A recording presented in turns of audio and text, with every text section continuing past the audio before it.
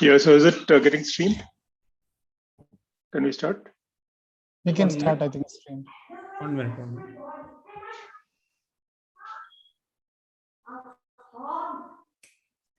Yeah, you can start now. Yeah, thanks. Thank you all for joining. On behalf of Darsana and Ignite, I welcome all student participants who've logged in today. So I just start the program and then we have two eminent entrepreneurs with us. One is Mr. Sudesh. So he'll be kind of taking you through the complete process of how do you go about creating plans and how do you create a successful enterprise. And we have Rajiv. Rajiv is an entrepreneur based out of Dubai. He's in UAE, and so Sudesh is from the software industry, and Rajiv is from heavy engineering background. So Rajiv will be the main moderator for today's program. So I welcome both. Along with the participants, I welcome both of them, and I hand over the stage to Rajiv to go ahead with the proceedings. Rajiv, thanks, please. Hi, good afternoon to all of you. As Manoj has said, I'm TP Rajiv, and I'm a first generation entrepreneur based in UAE, Dubai. And I'm a founder and managing director of Clarion Engineering, which is an industrial engineering service company in the core engineering sector. So today's topic for discussion as part of the Ignite series, knowledge series, is product, business, and execution plan, foundations of a valuable enterprise. And the person who is going to speak about this subject today is an eminent entrepreneur, is an alumni of NSS College of Engineering, Palakkad, and a member of Darsana. He has done his BTech in instrumentation and control and was in the founding team of Subex, which was a small company in 1993 started in Palakkad. He was instrumental in converting it into a software production manufacturing company. And we went public and went into IPOs and merger and integration across the world and became a $100 million company. Later on, he left Subex and co-founded another company called Pilatro in 2013, which is also now a public company listed in London Stock Exchange. He also co-founded a new company called SPAC in 2021. So he'll be the speaker today to take us through this knowledge session. The speech will be about 45 to 50 minutes. And after the speech, we'll be having a question and answer session. So if you have any questions during the speech, you can note it down or even message it in the chat room so that at the end of the session, you can yourself come forward and ask the questions to Sudesh, and he will be answering to all your queries. So without wasting much time on introductions and other stuff, let me invite Sudesh to take over and let us move ahead with the speech of the day. Over to you, Sudesh. Thanks, Rajiv. Good afternoon, everybody. And first of all, thanks, Darsana, for this honor to be speaking in this forum with all the students. Before I start off, a little bit of preamble, if I may. I have prepared the contents of this presentation. I'll be taking you all through a presentation. I have prepared the contents of this presentation based on my experience. This is not based on any formal structures of marketing, any of the standard tool sets available, or any of the how do you say, the metrics like SFAS metrics, IFAS metrics, 5 forces of Porter, or 4 Cs, or TAUs, or SWOT. I'm not referring to any of those standard marketing tools and methods. These are definitely very important, and I have used many of them in my experience, but I'm not referring to them here. All information about that can be found from various books and from Google. So I've kind of formatted this presentation as a series of questions. So it's kind of an informal presentation, if you will, in nature. And my objective is to try and point out these questions. I don't necessarily have answers or solutions for all those, but these are questions to be pondered over by every entrepreneur or every business leader in their business journey. So with that, I will step over into my presentation. Let me share my screen.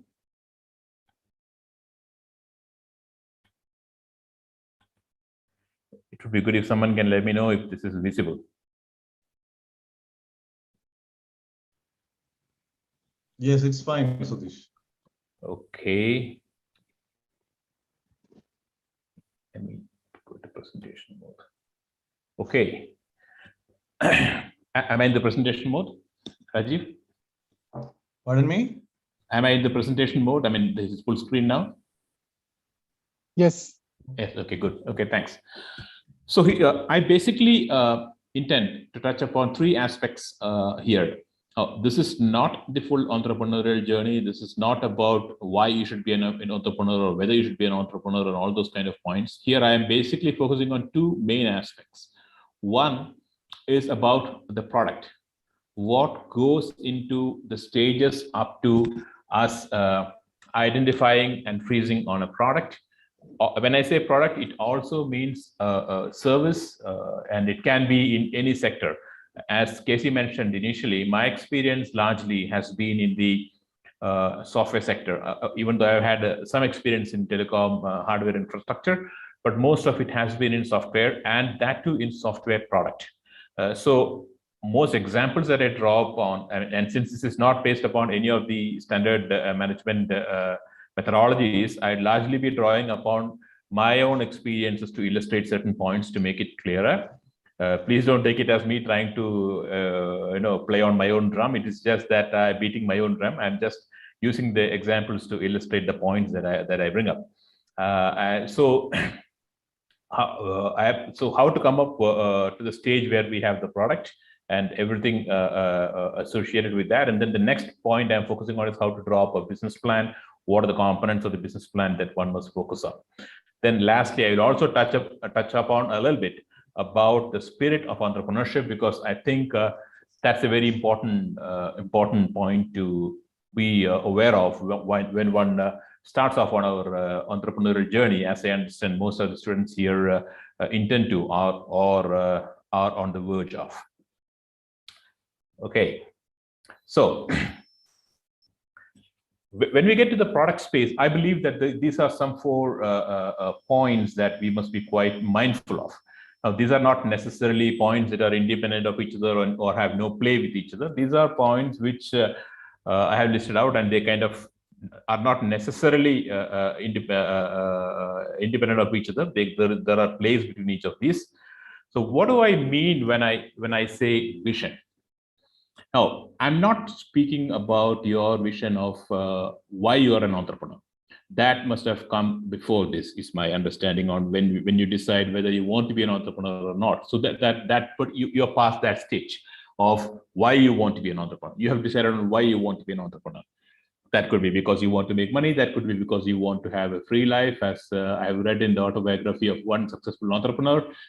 It could well be because that you want to have a vision of providing jobs to people, or maybe you just want to become famous, whatever.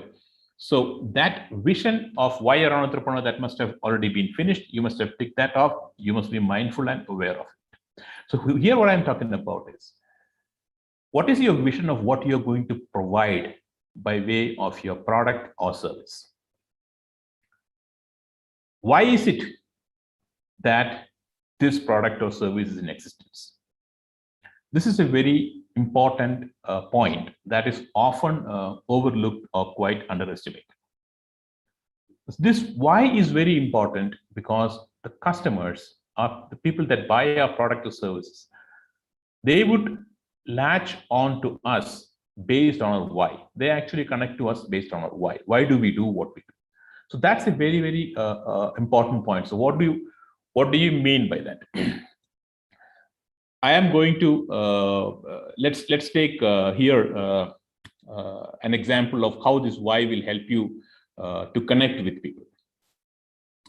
There is this famous example of Apple and its MP3 player iPod, and how we are so comfortable of buying from Apple an iPod or a phone or a computer or anything that Apple makes. Now the question is, why are we not so? Why don't we have that same level of comfort if we want to buy similar products from another computer company? Apple is fundamentally a computer company. Dell is a computer company. But we buy a phone from Apple, we buy a music player from Apple, but we don't think of buying a music player from Dell. Dell had an MP3 player, but we never thought of buying it from them. Why is that? Because Dell always focused their communication around what they do. So they talk, we make great computers. Fine, good. But what Apple does is Apple communicates to us that they are in the business of providing innovative solutions. So the why for Apple is, why is Apple doing what they're doing? Because they believe they can provide innovative solutions using good design technology for various products. So this has actually been very well illustrated and talked about by Simon Sinek in a video, in a TEDx talk. I think it is called How Leaders Inspire Action. I would recommend everyone to watch it, Simon Sinek. So in that, he speaks about 3 concentric circles. The innermost circle is the why. Why do we do what we do? The next circle is how. How are we going to do what we want to do? The last circle, the outermost, is what. So if you look at Apple, the why is they provide innovative solutions. How is they use the very good design techniques and methodologies. And the what is the iPod, the iPad, the iPhone, and Mac, and whatnot. So this is a very important aspect, because this is where we differentiate with our competition in our messaging, and this is what connects with people. So once you have connected with the why of Apple, where you are only from Apple, you are not looking for any device, you are looking for design excellence and user experience excellence. So if tomorrow if they make something else, some other consumer electronic device, you're quite comfortable buying it from them. But that may not be the case buying a laptop from, buying a music player from Dell, or a flat screen TV from Gateway, things like that. So this is the importance of vision as to why is this product being made, or service, or whatever you do. So this is, I would stress that great importance on this. And then comes, okay, fine, this is what I'm going to do. I'm going to make something, let's say I'm going to make electric motor, right? So what capabilities do you have? Or do you have the necessary capabilities to do this?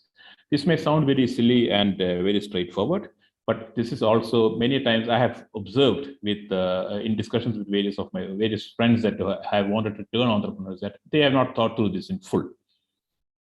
What capabilities do you have?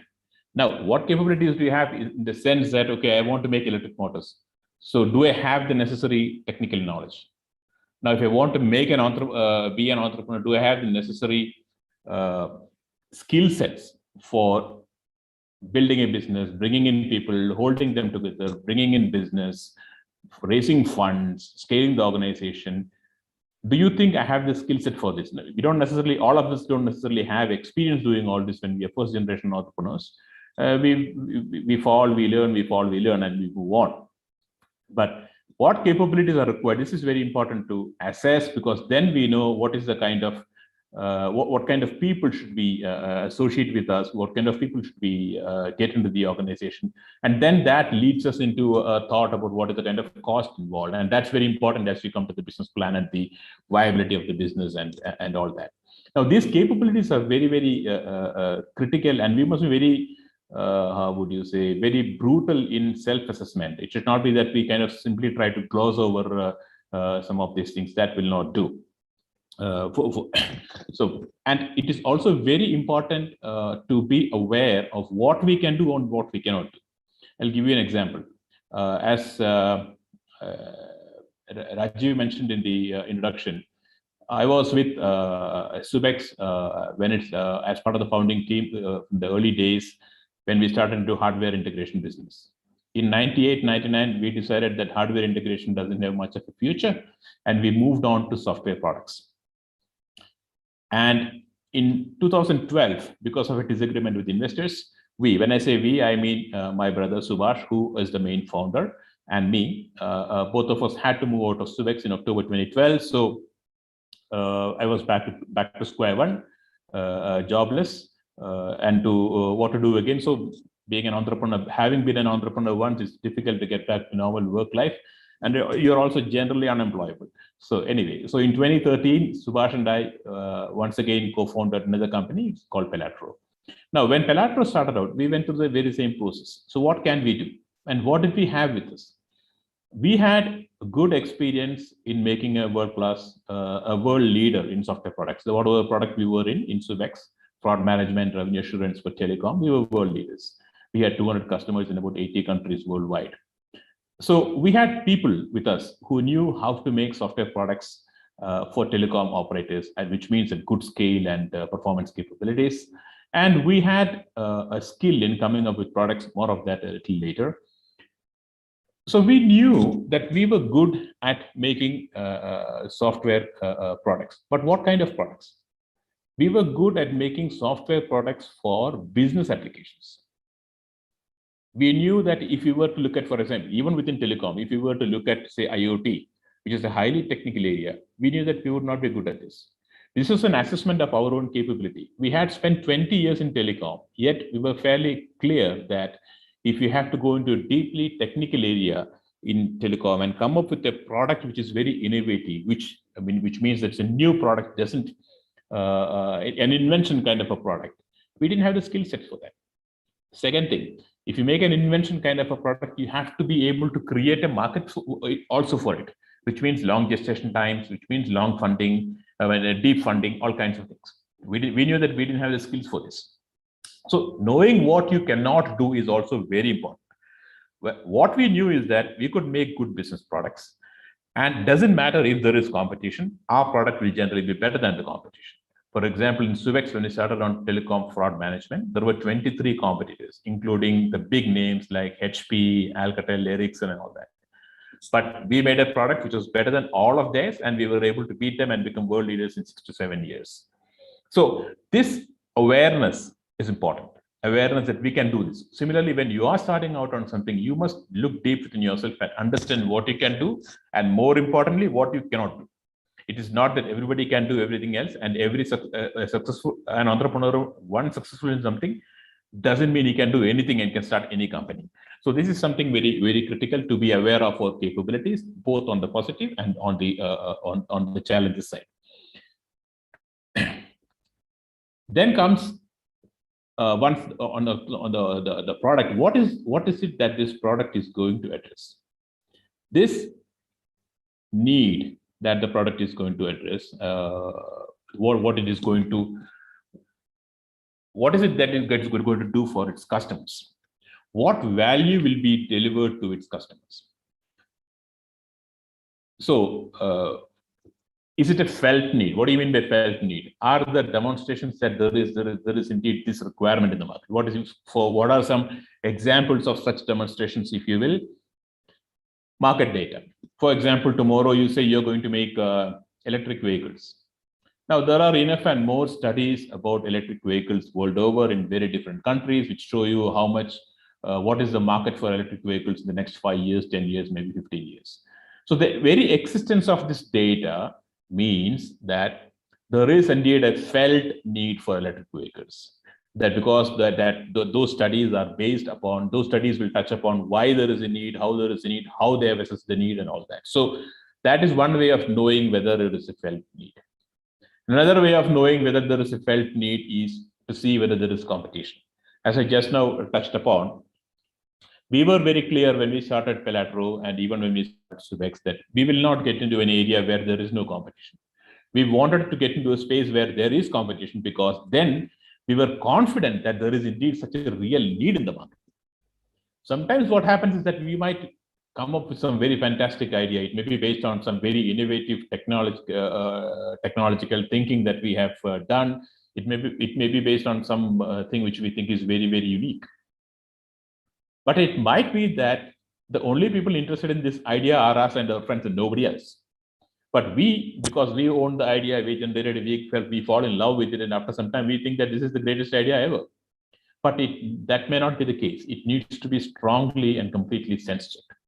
And then also your other aspects, such as, like if we were to, at Subex, we did not want to get into any, or when we started Collateral, we didn't want to get into any new area, any new spaces where we would have had to establish the market, because we didn't have the wherewithal to establish the market. We didn't have the necessary wherewithal to provide that kind of funding, which would be needed to do it. So if there is competition, often it means that, okay, there is a market, and then you can go by that market.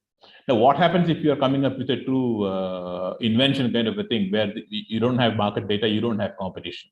How do you check out whether there is a felt need? This is often very tricky, but this is where you might use your intuition, you might use a lot of discussions with customers, with market study or such, because these kind of situations are definitely there. Like there is a need that maybe sometimes the need is not necessarily felt, it is latent, but you will have to get people to appreciate and understand it. Like, for example, when they first sold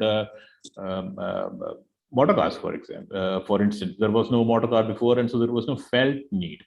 But that need people could be made to understand that there is significant value in this, and so being able to capture that value, that becomes then very to understand that value and being able to communicate that value.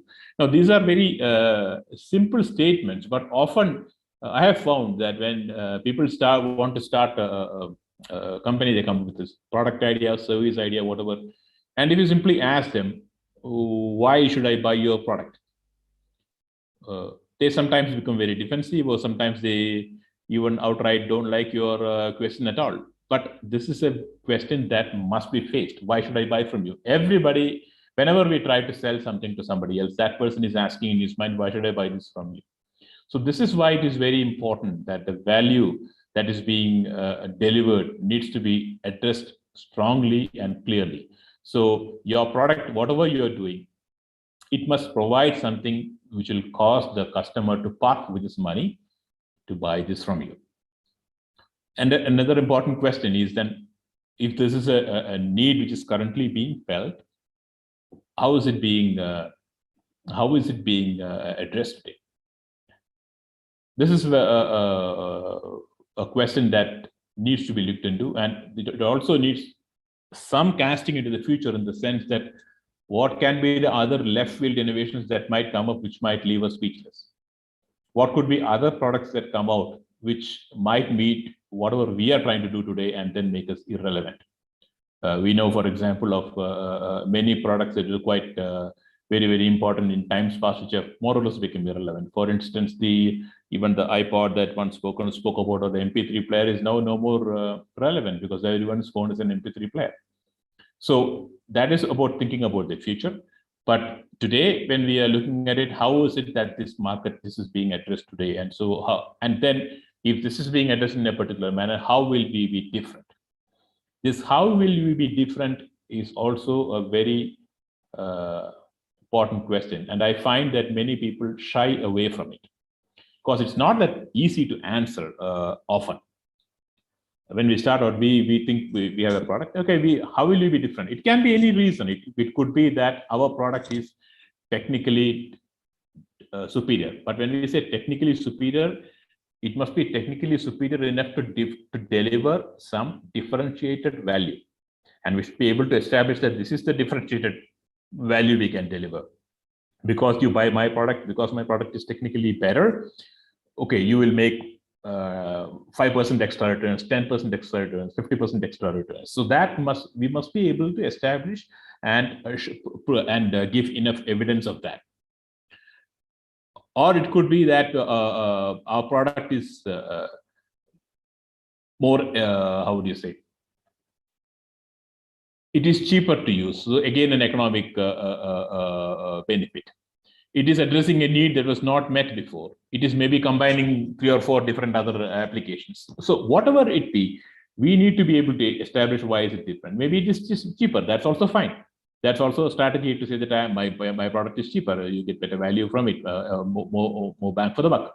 So this is important, and we must capture it. And I would say that we must have all this written down. I say we must have all this written down because often what happens is that we run through these ideas in our mind, and then we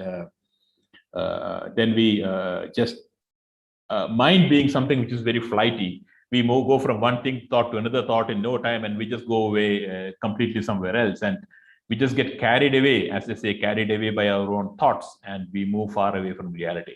But if you write it down black and white has no emotion, things start becoming very stark and very evident, and often it points out many assumptions that we might have taken which may not be very relevant.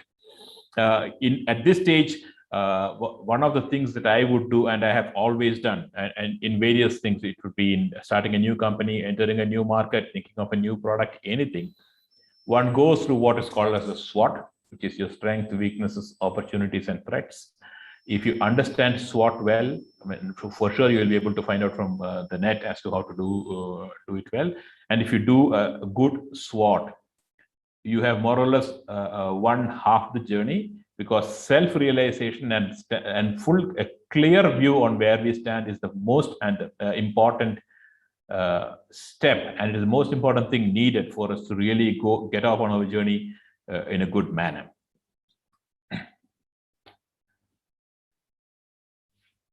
Then, of course, the nuts and bolts of the product. I mean, the functionality and the features. What is this going to do, and how is it achieving? What are the features that you're going to have? For example, in my music player, MP3 player, do I have that track wheel? Do I have Bluetooth connectivity? What are the features and functionalities that I am going to have in my product? How are these features and functionalities relevant for the market? If I am having, okay, fine, I have this MP3 player and it has got some fancy antenna on top of it. If there is no radio transmission, the antenna is of no use. So I may have a great looking antenna, but it is of no use. So there's no value to it. So all functionalities and features must have value, preferably economic value, if not at least some demonstrable value to the customer associated with it. And of course, design, and I'm not very sure how much design and architecture would apply to services companies. Maybe they do, but definitely for product companies, it's very, very critical. And in design, there is one very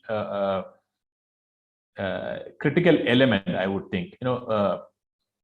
These are the clarity in these aspects help us to drive the direction of our product. For example, when we were starting out with Pelatro, in Pelatro, the product is what's called as a campaign management system.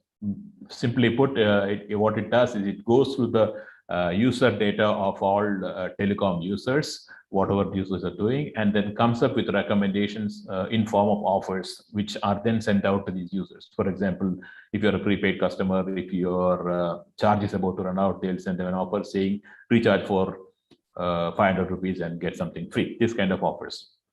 So this offer is made by who? It's made by the marketing department of the telecom operator. So in the design phase, we have to start thinking about who's going to use this product and try and make it accordingly. This is a very, very simple statement, and to you it might sound as like, who doesn't understand it? Isn't it that simple? But if I tell you that most of the companies that do products for business to business hardly understand this, you may be taken aback.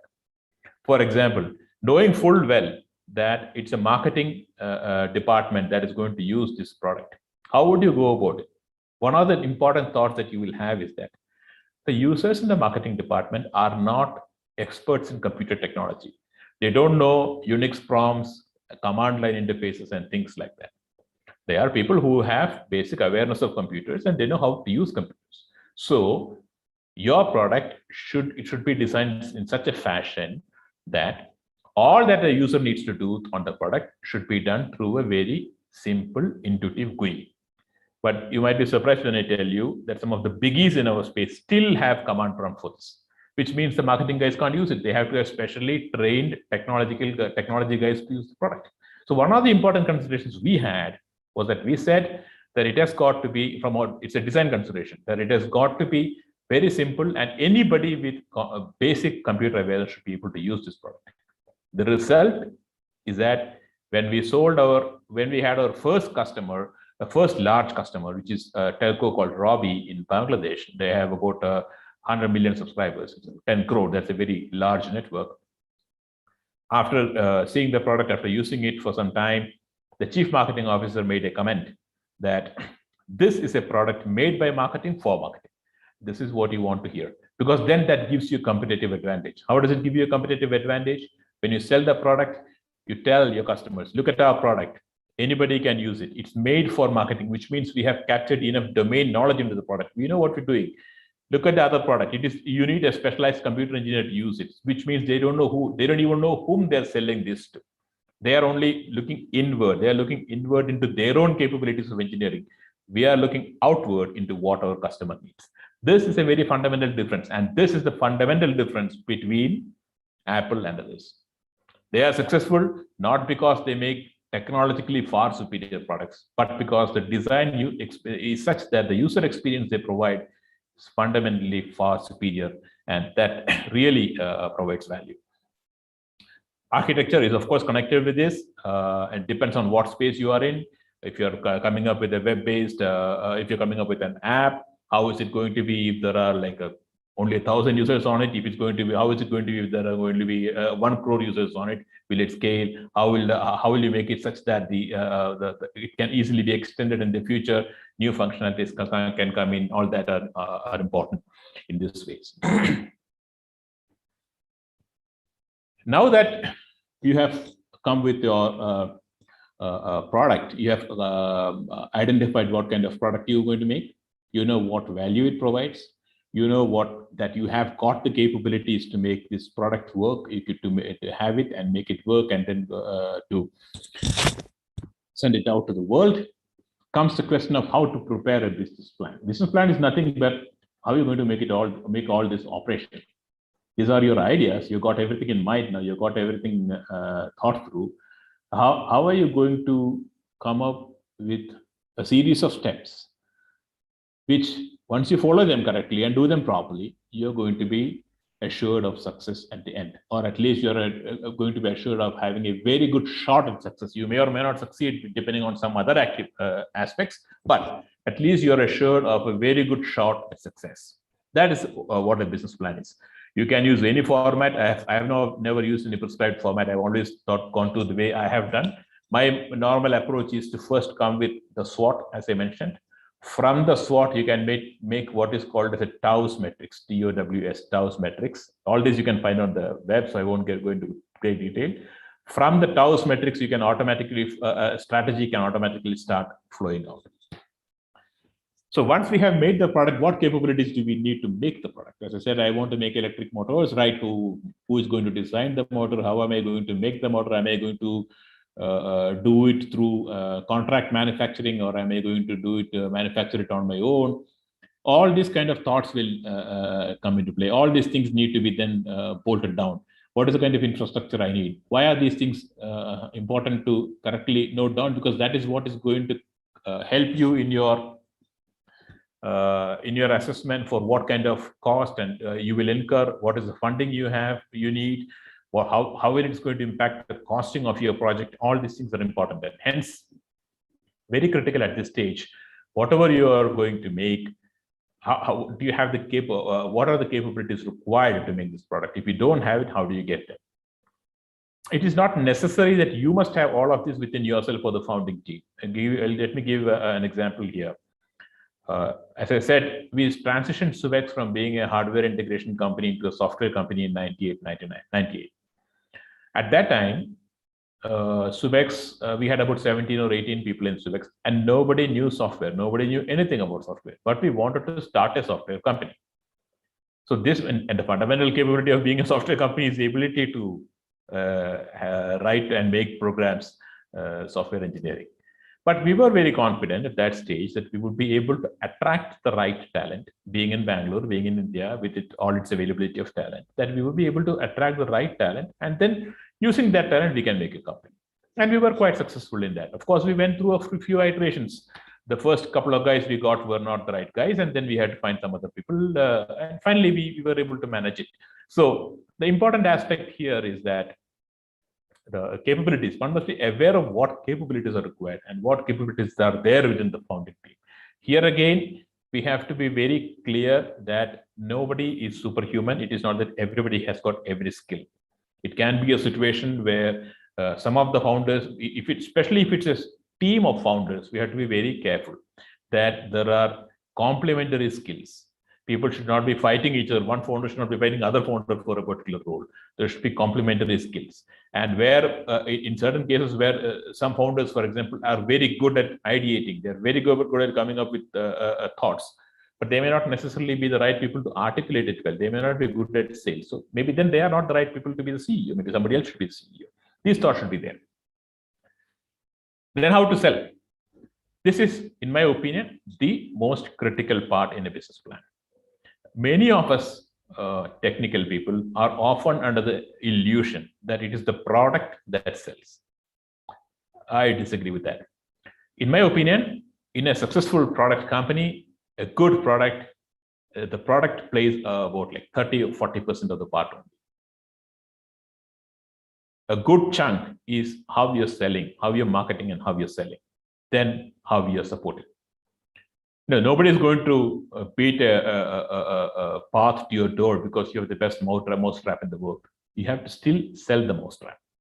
And that selling is a very, very critical thing, which requires special skills and special team. Not everybody is a salesman. Of course, the founders are often the best place to sell the product initially because they have the most enthusiasm and the belief in what they're doing. So if the founders can sell the product themselves, nothing like it, very good. If not, find an appropriate sales team.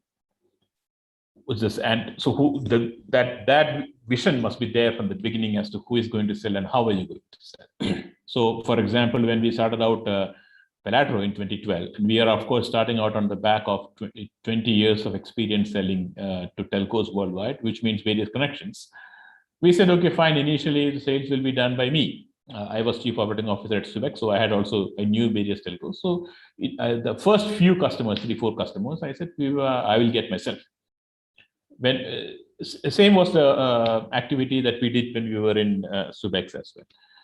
In some cases, that may not be the situation. The founder may not be the right person for sales. Then find somebody who can help you with sales. In certain cases, certain businesses, the sales may be done through partners. So then find the right partners. But then you have to sell to the partner, of course. So very clear. We need a very clear vision and idea about who is going to sell, who has the capability to sell. Then comes the question of which are the markets we are going to sell to. For instance, markets, by markets, I mean things such as, for instance, your geography. Which geography are you going to sell to? Now, here again, always one must be mindful of our capability. As I said, in 98, 99, Subex started into software. We made our first software product, a telecom fraud management system. The markets that we went after were India, South Asia, Africa, and then slowly rest of Asia and Middle East. By that time, we were a public company, and there were many investors that would come to talk to us, and all of them always kept on saying, "Why are you not selling in the US? You should sell in the US. You should sell in Europe." That's because US and Europe, these markets, the so-called developed markets, they give the highest price for the product. If you can get $500,000 for your product in Africa, you'll get $5 million for the same product in the US. That's how it is. They are high-priced markets, but they are also high-cost markets to enter into. And it is not that easy to enter. Being a small software product company out of India in 2099, 2000, it is extremely difficult to get into a sales situation in the US or Europe. They won't even give you the time of the day.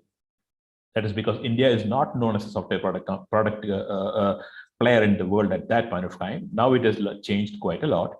But at that time, the only software fame that India had was that of services companies.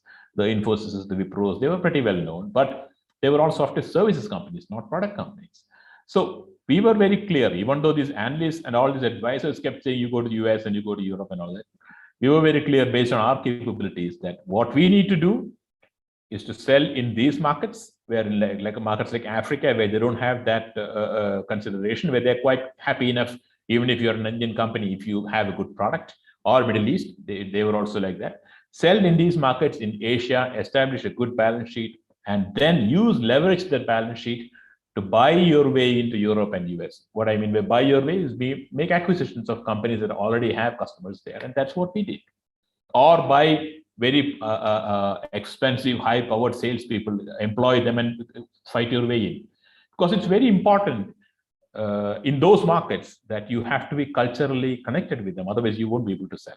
So this, we knew that we did not have that capability. And that's what I mean by, when you think about geographies and all that, don't simply go by what people around you are saying or what is supposed to be the best, and you can easily do a math in the sense that people may say, oh, if you go to Africa, you get maybe $500,000 for your product. You need to make 10 sales to make it 5 million.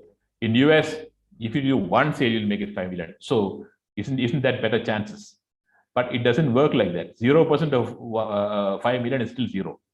Whereas 50% of 10 into 500,000 is 2.5 million. It's far better. So this is something which, again, this is where I say it's all connected to our capabilities, to what we need to do, what our product can do, what value we can deliver. Similarly, what verticals do we want to enter into? All verticals have their own needs and specialities. So we have always, for instance, played in the telecom markets because we understand that that's the vertical we know. We don't know how to play in the retail market, for instance. So while our campaign management system, there are enough campaign management systems in retail also, and there is a bigger market than telecom in retail, we still haven't ventured out there because that needs certain special skill sets which we haven't built into us. We are aware of this. That is a decision that we need to take, which verticals. Price, what price are we going to sell it? Again, this is often a confusion for many people. How are we going to price our product? This is where the quantification of value that we're delivering, which I mentioned earlier. What is the value we are delivering and what is the economic, how do you convert that into economic aspects? For instance, and this is very important, especially in B2B. For example, when we are selling our product, what are we selling? What are we saying? We are telling them that, okay, we will be able to increase your revenue by 1%. You will be able to increase your revenue by 2%, something like that. Or we are saying that if you buy our product, we will, the payback period, which means if you spend $1 million buying our product, you will be able to get that 1 million back in, say, 6 to 8 months. Now, 6 to 8 months is supposed to be a very good payback for software products. So, okay, 6 to 8 products, if you know what is the kind of value that you're delivering, and if you know, then you can consider from that value, you can take a fraction and arrive at the kind of pricing that you want to do. So this is how one method of arriving at what kind of pricing, knowing the value that is being delivered, because ultimately always people pay money for value. Or another approach is to look at the competition. What is the market pricing at? And then whatever is the market pricing, you go with the market pricing, because it's often very difficult to go beyond the market pricing. If you have to go beyond, if you have some very interesting extra value features, functionalities to be delivered, then you can go beyond that extra pricing.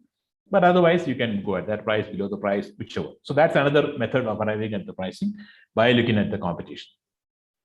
Of course, you need a few initial beta customers, should have a plan on how to get these initial beta customers, and you should have a clear view on what type should be the beta customers be. For us, when we start out, we prefer beta customers to be small telcos who don't have too much volume, because then you get, regardless of his experience, regardless of your engineering might, ultimately the product that you come up with, when the rubber meets the road, there will be a lot of hiccups that you have to go through, a lot of challenges that you will have to overcome. And it is always better to do this with smaller telcos than with very large ones, our experience and our decision. So we chose some set of customers who could be our beta customers. We approached them and we were successful with 1 or 2, and that's how you go. Now, marketing, I just mentioned it there. No, it's not normally very critical for B2B businesses or for our kind of businesses initially, but could be important for B2C or services businesses. And especially when you scale, marketing becomes very, very important. And we need to think about how we're going to do this. How, for example, if you're going to approach through industry bodies, thought bodies, industry leaders, how are you going to get into them? What kind of activities you should do with them? What's the budget allotment? So this is where, this is how the marketing also becomes interesting in the business plan. Then, of course, how to support, very, very critical. This is where many companies fall flat. They have a great idea, they come up with some product, they sell to the first 1 or 2 customers. They simply can't make it work. They simply cannot get that value across to the customer. So this is something that I have seen many companies fail on, and we need to, or they have first 4 or 5 customers, they simply don't know how to go beyond that. They are not able to scale. So this is where it's important that we check our promises. We have said that our product is going to deliver this much value. Is it delivering that value? If it is not delivering that value, how do we ensure that we get it to deliver that value? What is required to cross the chasm, so to speak? This is, of course, a very famous book, and one I would recommend to everybody who has. It's not very important at the initial days of the company, but as the company scales up, this is a very important thing. This is a book by Geoffrey Moore called Crossing the Chasm. Geoffrey Moore wrote about this and he demonstrated that there will always be a few customers who are always ready to accept anything because they are leaders, technology experimenters, what have you. Once you get that base, how do you get to the mass, which is not the bulk of the market, who are not necessarily very entrepreneurial in their approach? So what is required to cross the chasm, which basically means what is required to scale and what is the kind of requirements that it will cause on the financials. And ultimately, the most important thing in the business plan, the numbers. How do the numbers look like? What is the, how much am I expecting by way of revenue? Now, it is often very difficult to put numbers on some of these things, but you still must make an effort. It doesn't matter if the numbers are wrong, because you have some base where you start off and you can keep revisiting it. And if you find that your numbers are completely off, it's an indication that your business plan is completely off, which means that you need to redo the whole thing. So what is your, when are you expecting revenues, and when are these revenues going to come in? By when will you break even? For example, in software industry, we say that, product industry, we say that break even is 5 to 6 years. In Pelatro, we could do operational break even in 28 months. That is because we were able to leverage on our past experience. So what is the, when is the revenue going to come? What is the revenue pipeline? What is your expense budget? And in here again, I find that many entrepreneurs are not willing to properly expense out everything. One classical example is if I ask the founders as to what about your salary, they will immediately say, that's okay, we don't need any salary. All right, you're not taking in the salary, you're doing it for the health of your company, that's fine. But how are you going to, later on when you are going to draw your salary, how are you going to bring that into the cost of the product or the price of the product? You have got to expense it. You may or may not draw your salary, but you have to know that this is what it will cost if I have to have a person for that particular role.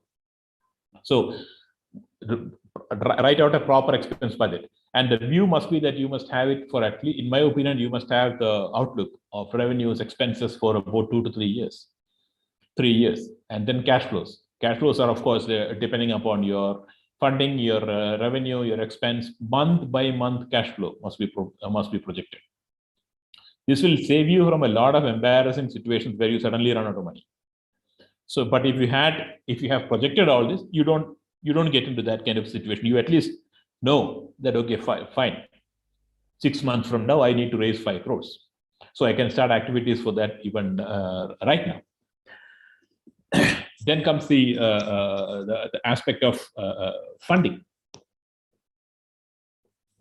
How much should I fund? How do I fund? Of course, we'll get to that a little bit. How much should I fund to meet my cash flow requirements? One very important thing is that funding is always a very, very dicey area, because associated with funding also comes the concept of valuations. So you're starting a company, you want some funds, okay, you don't have it, you're trying to raise it from some partners. Always ensure that your company is fairly valued and you raise funds at that value. How do you value a company? It could be based upon what are valuation or revenue based on the income of similar companies. What is it that they are valued at? If you're going to be For instance, you are saying, okay, in 3 years, your revenue is going to be 15 crores. And companies in your in your space with a revenue of about 15 crores are getting and profitable up to this 10%, 20%, 30%, are getting, say, valuation of 3x, which means 3 times revenue. So which means 45 crores. So that means 3 years from now, your valuation of your company could be 45 crores if you meet your numbers. Now, if that is the valuation, then by doing some methods like DCF, you can arrive at what could be your valuation now. Or you can say, okay, fine. If you invest this much money, it'll go into you're going to get 20% return on investment, 30% return on investment, 50% return on investment. So that is the valuation. So these are ways and means in which you can arrive at valuations. But very critical aspect here is that often founders might have a tendency to take more money than needed, because they feel, okay, when you get there is a saying also that if there is money, take it, never leave it on the table. That's not necessarily always very right approach. This is because always remember that whenever there is no free lunch, if you're getting funding, you're giving up a share of your company for it. Let's say, for argument's sake, that you're raising 10 crores today and your company is valued at 50 crores. So you're given 20% of your company to get 10 crores. Another investor comes along and says, I'll also give you 10 crores, take it now. And you think, okay, there's money, let's take it. That means now you're given away 20% of your company because 40% of your company because you've taken 20 crores on 50 crore valuation. Let's say 3 years later, your company is now valued at 150 crores. In the first scenario where you had only given away 20% of your company, you still would retain 80% of the 150 crore valued company, which means that your valuation or your wealth is standing at 120 crores. What if it was the second scenario where you had given up 40% and you're after 3 years, even now you're still at 150 crore valuation only? That means now your value is only 60% of 150, which is 90 crores. So you're lost. For an extra 10 crore, you're lost 30 crores of wealth. This is the game with valuation. Of course, the VCs know this. And so when they see a valuable company, they will always try to get more stake by trying to get you to take more money than is often needed. So these are certain aspects that are needed for the business plan, and I'll rush through now a little quickly. Next comes the aspect of trying to get some investors into your business. Now, if you have enough money, you're bootstrapped, no problem. But it's always good to have other people as investors, because the most beneficial aspect of having an investor is that this is third-party evaluation of your idea. If an investor is willing to put money into your idea, that means they are also believing in it. It means that there could be something of serious significance here. It is validation of a third-party validation of your idea. So when you're pitching to investors, that's a very different ballgame, because investors are always faced with a lot of opportunities and they are they're being asked for money. They will ask you all these kind of questions.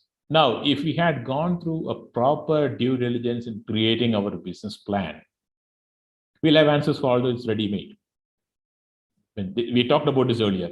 Who are the customers? Which is the sector you want to get into? Why will they buy the product? We asked the question, why should anybody buy from me? We asked the question about how to value our product. That is what is meant by what will they pay for your product? Who is the competition? How will you compete? All these kind of questions will be asked for by the investors. And this is where we must have our answers. Now, in how will you compete, especially, this is a very, very difficult question, dangerous question, and a very important question to answer. And for that, you must be very clear in how you differentiate. And this can be on any method. And here, there is a very interesting book called Blue Ocean Strategy, which I would recommend. It's a very good read about how you can create your own areas to compete. When we started Subex into software in 98, 99, we went about trying to get VC funding. And VCs would come in and they would ask us the question. They basically asked us 3 questions. First question, is, have you any experience in software? Our answer was no, because till that time we were a hardware company. Second question is, who is your competition? So we said the competition is Ericsson, Alcatel, HP, all that. Third question is, what makes you think you will succeed? And this question needs to be answered very well, and this question needs to be thought to. Interestingly, in Subex's case, our answer was not convincing enough for them. But after we went public, after we became successful, many of those VCs came back and later on told us that we missed the bus. Our answer in that case was that probably they did not believe our answer because it's kind of a very qualitative kind of answer. Our answer was that we are going to create a blue ocean, and we are going to sell like quite unlike how the others have been selling. What did we mean by that? The product that we had was a fraud management system. It's a telecom application, and the people who buy these, the users, are the finance department of the telecom operator. And the people who are involved in the decision, and normally software is bought by telecom operators using the Department of Information Technology. The chief information officer is the decision maker on which software to buy, because they know software, they are responsible for running the software, they are responsible to make it available for the user department and all that. So what they normally do is they talk to the user department, in this case finance department, and they will ask them what is the feature functionality you need, and then they try to buy software which they think will meet that feature functionality. Now, when the CIO is buying, what is the most important consideration for them? The most important consideration for them is, which is a big company, which is the company which has the resources to support, who has proven that the software will work, etc., etc. So all our competitors were selling to the CIO, and they were going through the same route. We said we are going to create a blue ocean by selling to the CFO. We are going to go to the user department, to whom nobody has gone before, and we are going to sell them. And so we went to the user department and we told them, listen, we know you have a problem called fraud, and we have a solution for it, and we can solve this problem and help you generate some extra profits. And the way we are going to do it, of course, we have a product. That's how we are going to do it. But we sold them on the outcome. This is called outcome-based selling. And this was how we went about it. And there is, you won't believe it when I tell you that there was, within the world operators of the mobile operators of the world, the mobile operators were our chosen sector for this. Within the mobile operators of the world, the Gsm operators of the world, they had a body called the Gsm Fraud Forum. This body consisted of all the fraud managers of telecom operators, fraud management managers, and they were the key target for us, and they were the guys who were looking for this. We were the first company to go and join that fraud forum. So we had a captive audience, and none of our competitors were talking to these people who are the actual economic buyers, who are the people who are actually going to sign off on the budget, who actually want the product. So that gave us a great opportunity, and we really used that to the hilt to get a significant start, and thus a competitive advantage. Later on, others also came onto the fraud forum and all that a few years after they saw what we're doing. But by then we created another blue ocean, but that's of course a different story for another day. But this is an important point I want to stress here. And how will you compete? And competing is not always just on product features, functionalities. It can also be on your business strategies. The last 2 points are also very, very critical to answer. If I'm investing in your business, what is the return that I can expect in 3 years, 5 years? Now, various VCs, depending, have different hurdle rates and things like that, which is a minimum requirement they must meet if they have to invest. So you have to answer that question. You have to show them how they can get there. You have to show them how they can exit from the business, in the sense that, is it going to be an IPO? Is it going to be a trade sale? How is it going to be? All these are important considerations for VCs. I think here, Casey was saying that Darsana will try to put together some of these aspects as to what is available in Kerala for incubation and a share. So these are various opportunities available for you. You can go for incubation. Maker Village, for example, my classmate was the CEO of Maker Village. They are doing some fantastic work in trying to help electronic hardware manufacturers. Or then IIMs also do some incubation work. Kerala Startup Mission is doing pretty well, I'm told, in this front. Or you may be able to bootstrap. Bootstrapping means your own money or your friends' money, personal money, for which you are personally liable, can be brought in to start.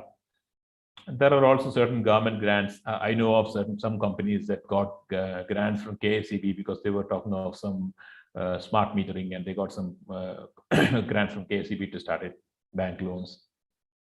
Angel network is another very popular thing. They will, and they are pretty good. These are two angel networks I am aware of. There are many more, I would think. What these angel networks do is that they will also coach you on how to do your investor pitch, and they will take you to investors. And angels are people who invest in the very early stage of the business. So if you're looking for, say, like 1 crore, 50 lakhs, these are small amounts of money which venture capitalists will not invest. Venture capitalists will not come for values less than a few $1 million. So for the small monies like 2 crores, 1 crore, 5 crore, you can go to these angels. And then, of course, depending upon the size of your dream and the size of your project, you can go to venture capitalists to get the money. This with that, I finished the formal methodology part of my talk. Let me try to take you through this very quickly. The spirit of entrepreneurship. Here, what I'm talking about is we all want to be entrepreneurs, but are we cut out to be entrepreneurs? Because there is no need for everybody to be entrepreneurs, and I don't think there is any social pecking order which says that at the top are the entrepreneurs. I don't feel so, even though I call myself an entrepreneur.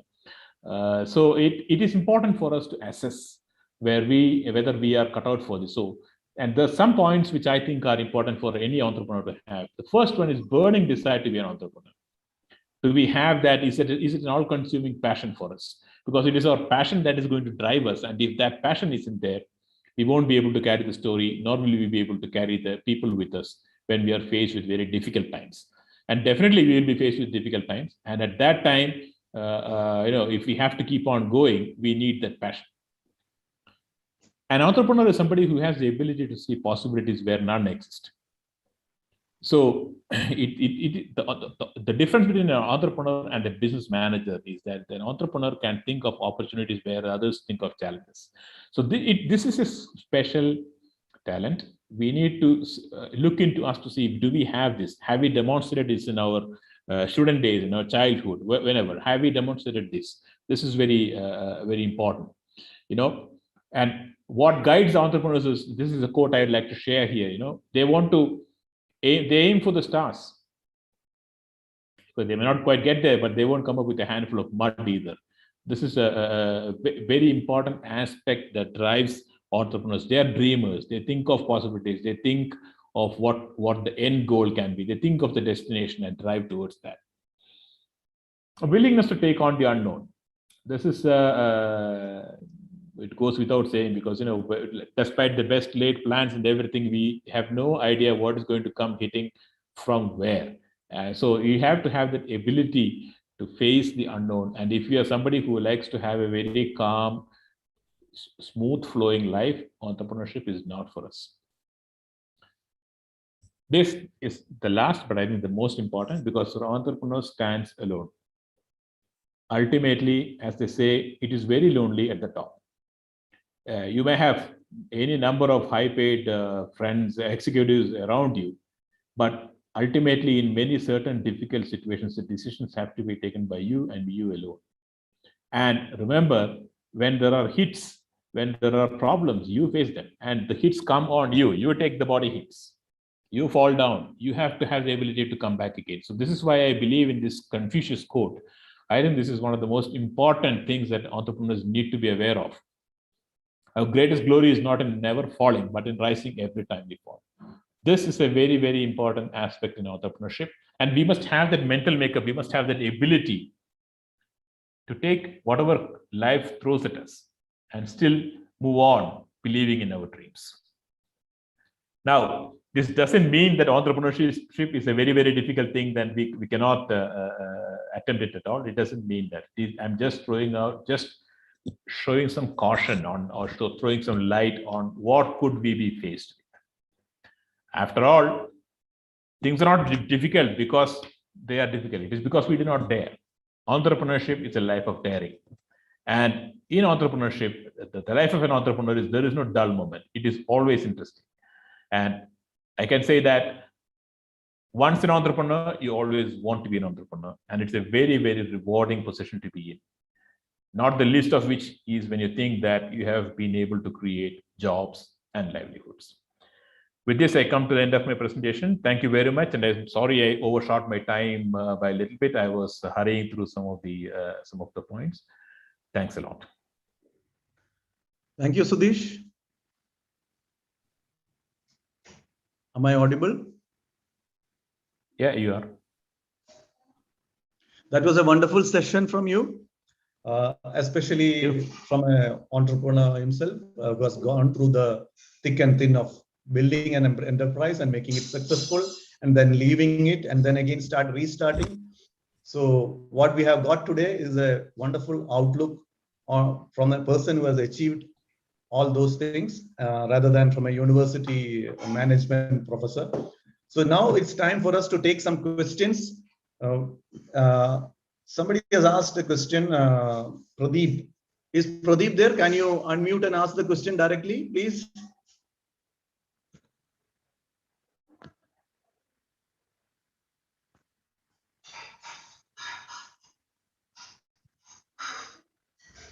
Pradeep?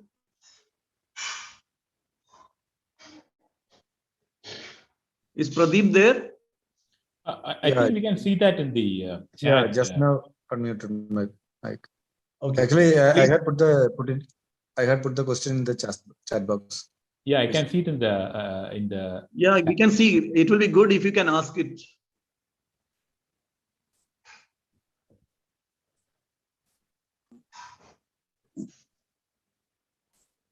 Pradeep, would you like to ask it now, or you want Sudesh to answer it from the chat room? Yeah, you please answer it. Yeah, Sudesh, I will ask you the question on behalf of Pradeep. The first question he was asking is how China is able to find global customers for its products. Well, China is able to find global customers for their products the same way that other countries are able to as well. India is also finding global customers for its products. Everybody is. I don't see any specific difficulty for China because they are China or any specific any advantage. There are certain advantages that they have, which is that like the same advantage that the US have, that they have a large, or India has, they have a large domestic market. So China has got a very large domestic market, and the Chinese government is very supportive of its own companies. If you take, for example, Huawei as a telecom company, it was nothing. And because of the support of the Chinese government and with the Chinese market, they grew big and they were able to challenge Ericsson and everybody. So they are able to find it because they have a large global market and they have a very supportive infrastructure at home for companies to grow and develop. The next question is for beta I testing. hope it answered. If the question isn't answered, I mean, if there is more clarity, please suggest. Okay. Pradeep? Yeah, actually, I would like to get the answer. I think China has a very good marketplace all over the world, isn't it? And is there an agency or some resources there in their country to sell their product globally? That's why. Okay, right. Let me take the example of Huawei. Okay. Huawei, I don't know when they were started, but when they started, they were they were obviously very small.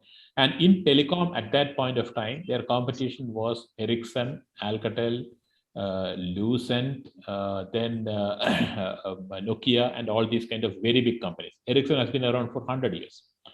What the Chinese government did was to start off in China, there is a very big telecom market because China has 1.6 billion people.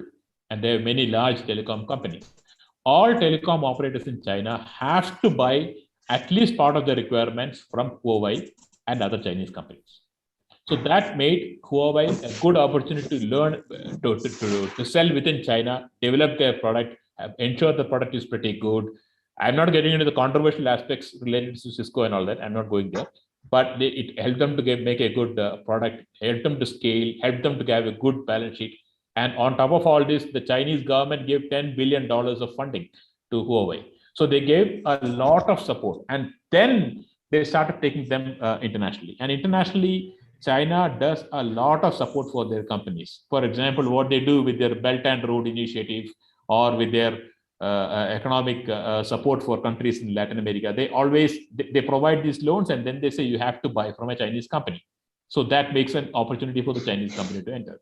So yes, there is a lot of supportive infrastructure in China, and that provided by the government, and that is one of the reasons why those companies are being successful. Why I asked this question is because most of our startups are failed within 2 or 3 years. They are struggling to find out their customers. That's why I think that happens everywhere. Okay, this is not to say that there are no failures in China. There are a lot of failures in China too. Understand that the success rate of startup is only 10%, which means 9 out of 10 companies fail. That is part of the game. That is there everywhere. Those reasons are not. It would be wrong to say that our startups are failing because there is no government support. I don't think that level of government support is required to come to some level. My point of view is they are struggling to find out the customers. That's why the products has to be reached to the customers. That is the responsibility of the entrepreneur and the company. That is what I was talking about by understanding your market and how you sell. You should not be looking to the government and in China also, it is not the government that is giving them the customers. You should not be looking to the government to get you the customers. That is for the responsibility of the entrepreneurs. Okay. Let's move on to the next question. The next question is, for beta testing, do you need an actual product or a prototype? I guess that depends upon the type of product. Certain products, for example, if your product is something which is very expensive to make, obviously you can't make it. You can only make a prototype and test it out. But for our kind of solutions, for example, software product or anything like that, you definitely need the product. It may not be the full-blown version of it, but at least all the minimum requirements must be there so that you can understand whether it is being able to deliver the value that it should and it can. What will be the sample size? Sample size. Yes, please. Yeah. Sample size depends really upon what product and business you are in. Yeah. Can you say an example? Like, for example, if you're trying to make an app, and if you are expecting that your app should be servicing, let's say, 5 lakh subscribers, I would think that your beta should at least have 10,000. So it is really a function of what you're trying to achieve. For us, I mean, for Pelatro kind of product, software product, large enterprise product, sample size is 1, good enough. Okay. So to add to that question, let me ask you, of course, when you co-founded Pelatro, you might be having funds. But when you started off with Subex in 1993, from where did you raise the initial funds for making the prototypes? Subex was started in 92 by my brother, and Subex did not have a prototype at that time because it was trading. But even the money for that to have the business of all the expenses, it was borrowed money. 20,000 rupees was borrowed by him, and we started out with that. When we started out in software product in 98, we had internal money because it was running business. Okay. And you can raise funds for prototypes from these organizations also, like incubation centers, which we mentioned earlier, government grants. That's all possible. Another question that has come up is, can campus startups scale into a market product? And if yes, why is it so minimum? There are some very big examples in front of us are in the Facebook. That's a campus startup. No, there may be 1 or 2 examples, but why is it minimum? Why is it minimum? It is minimum because most people, at the campus level, organizational level, when people start out, they have, in my personal opinion, they have not gone through the rigorous process that we just mentioned for 1 hour here, of trying to come up with a proper business plan, trying to stress test ideas. These things aren't done. For example, somebody the other day, some time back, was talking about some charger based upon bamboo. But when I discussed with him about a solar charger based upon bamboo, something like that, when I asked him to what extent will it scale, he had no answer. So these things are not thought through. That is why often they fail. Rajiv, just one comment. Join ചെയ്തിട്ടുള്ള ആൾക്കാർക്ക് മലയാളത്തിലും question ചോദിക്കാം. Comfortable ആയിട്ടുള്ള ലാംഗ്വേജിൽ question ചോദിക്കാം. എല്ലാവരും at least ഈ പാനലിലുള്ള രണ്ടുപേരും മലയാളീസ് ആണ്. അപ്പം അവർക്ക് മലയാളം വളരെ ഈസി ആയിട്ട് കൈകാര്യം ചെയ്യും. So don't hold back your question because when you are not, and all of you should be confident in English. I'm not saying that you're not, but in case you are more comfortable in Malayalam, please go ahead. അതെ sorry, അത് mention ചെയ്യണമായിരുന്നു. തീർച്ചയായിട്ടും മലയാളത്തിൽ ചോദ്യങ്ങൾ വരട്ടെ.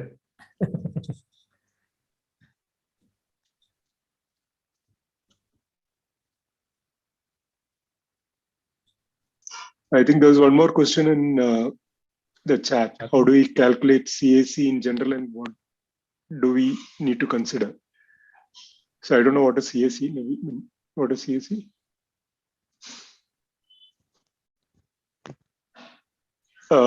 Safi Suleiman. എന്താണ് CAC എന്നുള്ളത് ഉദ്ദേശിച്ചത്? സുധീഷ് അറിയോ? Do you know what? Hello sir.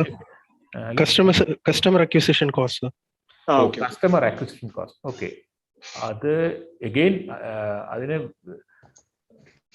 there is a general method to calculate it.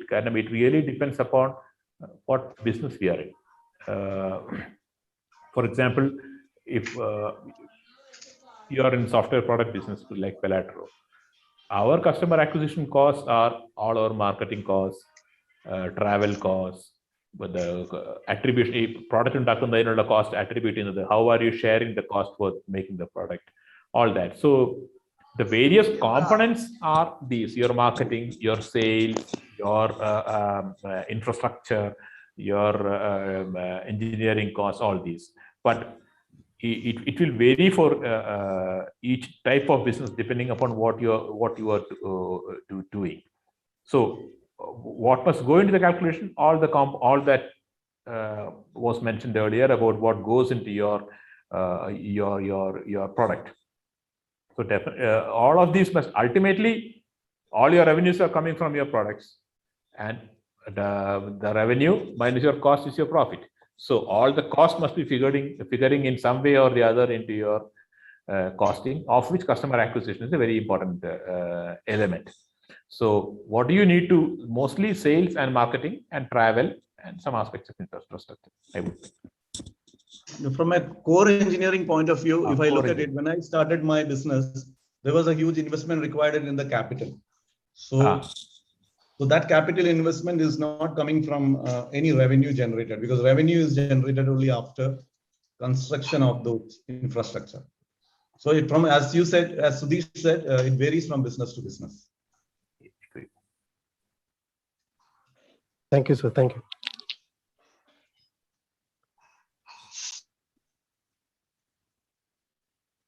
Any more questions? ആർക്കെങ്കിലും മലയാളത്തിലോ ഇംഗ്ലീഷിലോ ഹിന്ദിയിലോ ചോദിക്കാം അല്ലേ സുധീഷ്? ഹിന്ദി കുറച്ച് പരിങ്ങും.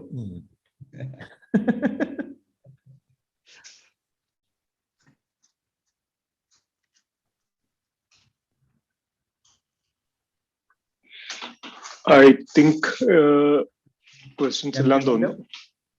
Okay. Yeah, I think so we can. Yeah, I think that was once again I'd like to thank Sudhish for that wonderful session. It was a overall roundup of an entrepreneurship, and when he was stressing that the entrepreneur has to be in the driver's seat when he start up with something, you should have the skill set and the clarity, and you should be able to analyze his strength and weakness, and that's it. So this could be a good information for all those who are willing to become entrepreneurs. And as he has rightly put, it is not necessary that everybody should become an entrepreneur. It's a choice, but when you make a choice, you should have certain traits which will help you to take to the end of it through the ups and downs. So thank you, Sudhish, once again. On behalf of Darsana, you are also a Darsana member, so I don't have to thank you specifically, but as a formality, I thank you. And on behalf of Darsana, we thank all those who have joined in for this wonderful session on entrepreneurship. Thank you all. Thanks everybody. Thanks Rajiv. Thanks.